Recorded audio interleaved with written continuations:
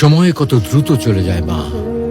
তোমার সেই দুষ্টু ছেলেটা এখন কত বড় হয়ে গেছে, আর তুমিও পেরিয়েছ 50টি বসন্ত। কোনো দিন কি তোমাকে এক টুকরো সুখ দিতে পেরেছিলাম? কেবলই মনে পড়ে তোমার সঙ্গে বিনা কারণে রাগ করে কথা বলার মুহূর্তগুলোর কথা। মা, মা, আমি ছোট, অবুঝ আমি তোমার কাছে। আমি তোমার সন্তান মা। তোমার কাছে ক্ষমা চাওয়ার মতো যোগ্যতাটুকু আমার নেই। সন্তানরা হলো ধারালো চাকুর মতো, না চাইলেও মায়েদের কষ্ট দেয়, আর মায়েরা তাদের ক্ষমা করে দেয়। শুনেছি মা আর সন্তানের মাঝে অজানা একটা বাঁধন থাকে, যে বাঁধনের কারণে মা সন্তানের কথা কোনো মাধ্যম ছাড়াই শুনতে পায়। তুমি কি আমার হৃদয় থেকে কথা বলাগুলো শুনতে পাচ্ছ মা? মা, তোমাকে খুব মনে পড়ে মা। তোমাকে অনেক অনেক বেশি ভালোবাসি মা।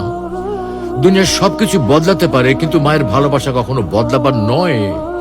মা মমতার মহল, পিপাসার জল, ভালোবাসার সিন্ধু, সর্বোত্তম বন্ধু, ব্যথার ঔষধ, কষ্টের সুখ। মা চাঁদের ঝিলিক, মা যে স্বর্গের মালিক। মৃত্যুর জন্য অনেক রাস্তা আছে, কিন্তু জন্ম নেওয়ার জন্য আছে শুধু মা। মা এমন একটা সম্পদ, যা হারিয়ে গেলে পৃথিবীর কোথাও আর খুঁজে পাওয়া যাবে না। ভালোবাসতে সবাই পারে, তবে মায়ের মতো কেউ ভালোবাসতে পারে না।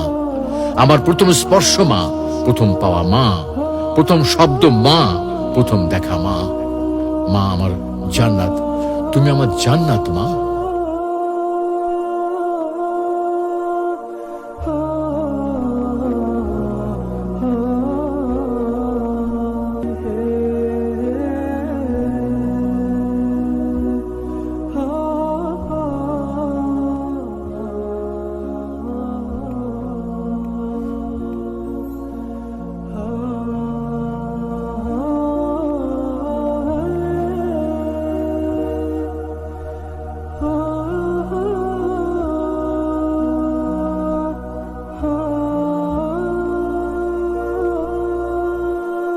Oh